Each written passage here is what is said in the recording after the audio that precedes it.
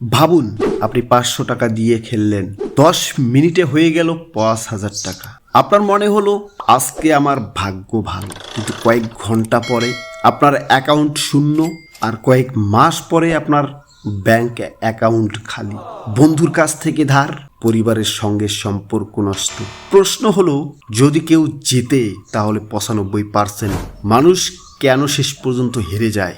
আজ আমরা উন্মোচন করব জুয়ার সেই অন্ধকার সত্য, যেটা জুয়া কোম্পানিগুলো কখনোই আপনাকে জানতে দিতে চায় না। স্বাগতম ক্রোনিস্টে।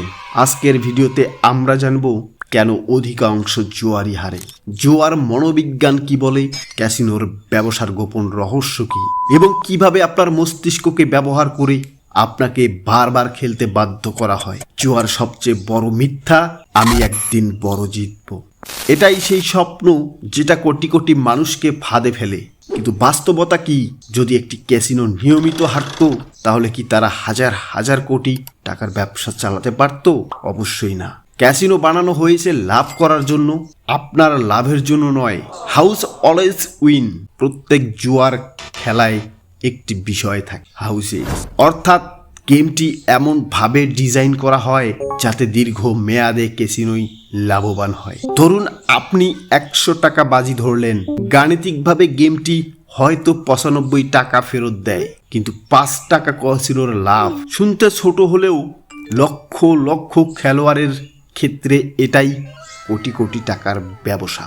ডোপামিনের ফাঁদ। জুয়ার আসল খেলা টাকা নিয়ে নয়, খেলা হয় আপনার মস্তিষ্ককে নিয়ে। প্রতিবার আপনি জিতলে মস্তিষ্ককে ডোপামিন নামে একটা রাসায়নিক নিঃসৃত হয়, এটা আপনাকে আনন্দ দেয়। সমস্যা হলো মস্তিষ্ক ধীরে ধীরে সেই অনুভূতির প্রতি আসক্ত হয়ে যায়। তারপর আপনি আর টাকা জেতার জন্য খেলেন না, আপনি খেলেন সেই অনুভূতির জন্য।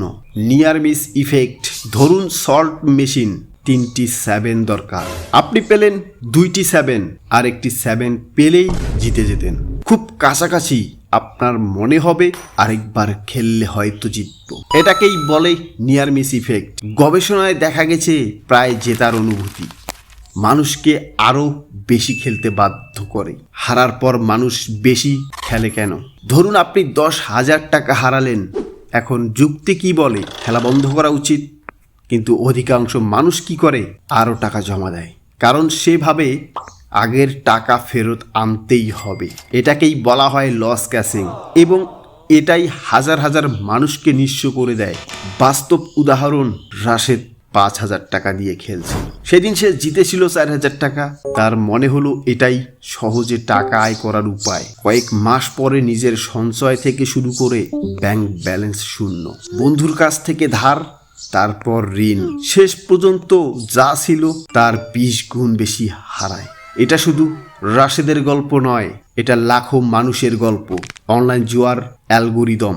অনলাইন ক্যাসিনো ও ব্যাটিং অ্যাপগুলো আপনাকে যত বেশি সময় ধরে রাখবে, তত বেশি লাভ করবে। তাই তারা ব্যবহার করে bonus, cashback, free spin, VIP programme.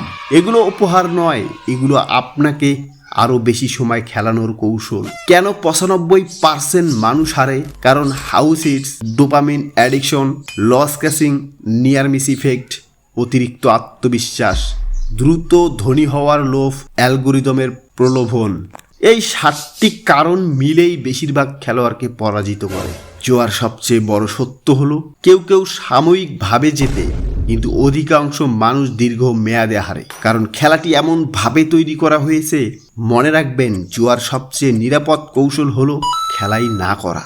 আপনি যদি নিজের ভবিষ্যৎ, পরিবার, অর্থকে ভালোবাসেন, তাহলে এমন খেলায় অংশ নেবেন না যেখানে নিয়মগুলো শুরু থেকেই আপনার বিরুদ্ধে।